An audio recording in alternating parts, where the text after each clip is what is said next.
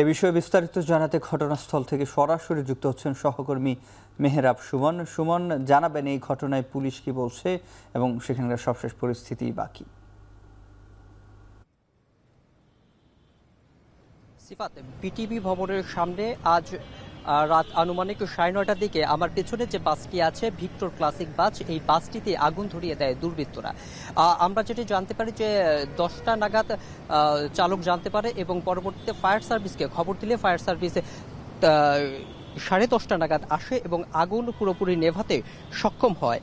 আমাদের চালক যেটি জানিয়েছিলেন যে সে 8টা নাগাদ বাসা যায় তার রাতের খাবার গ্রহণের জন্য, কিন্তু যাত্রী চাপ কম থাকার কারণে এবং রাতে তার ডিউটি শেষ হয়ে যাওয়ার কারণে সে এখানে গাড়িটি পার্কিং করে রাখে। কিন্তু পার্কিং করা অবস্থায় হঠাৎ করে রাত 9:30টার দিকে কিছু দুষ্কৃতিকারী এসে বাসটিতে আগুন ধরিয়ে দেয় এবং তৎক্ষণাৎভাবেই বাসটিতে সম্পূর্ণ জায়গায় আগুন ধরে যায় এবং আগুন ধরার পর তারা নেভানোর জন্য কোনো ধরনের পানি না পাওয়ায় পুরোপুরি বাসটি এখন পুড়ে গেছে।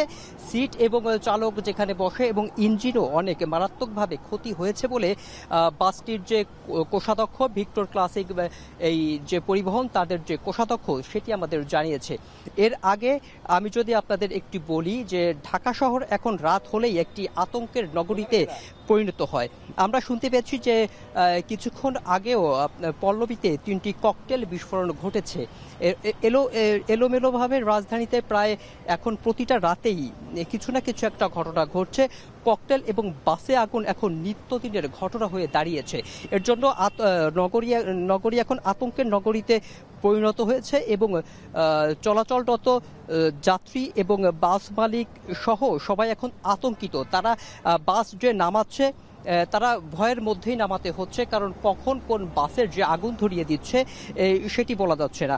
চালক যেটি জানালেন যে তার এইটি ছিল একটা সম্বল, এই সম্বল দিয়েই তার পরিবার মেনটেন করতেন, কিন্তু তার বাসটি এখন আগুন ধরিয়ে দেওয়াতে সে কি করবেন সে জানে না। সে হাউমাউ করে আমাদের সামনে কেঁদে কেঁদে বললেন যে আমরা দ্রুত এই দুষ্কৃতিকারীদের বিচার চাই এবং এই হাতিরঝিল থানার যে ওসি আব্দুল আলিম আমাদের যেটি জানিয়েছেন যে তারা সিসিটিভি ক্যামেরা ফুটেজ চিহ্নিত করে দুষ্কৃতিকারীদের ধরার চেষ্টা করবে।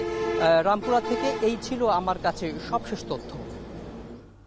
রামপুরার বাসে আগুনের সরাসরি জানাচ্ছিলেন সহকর্মী মেহেরাব সুমন।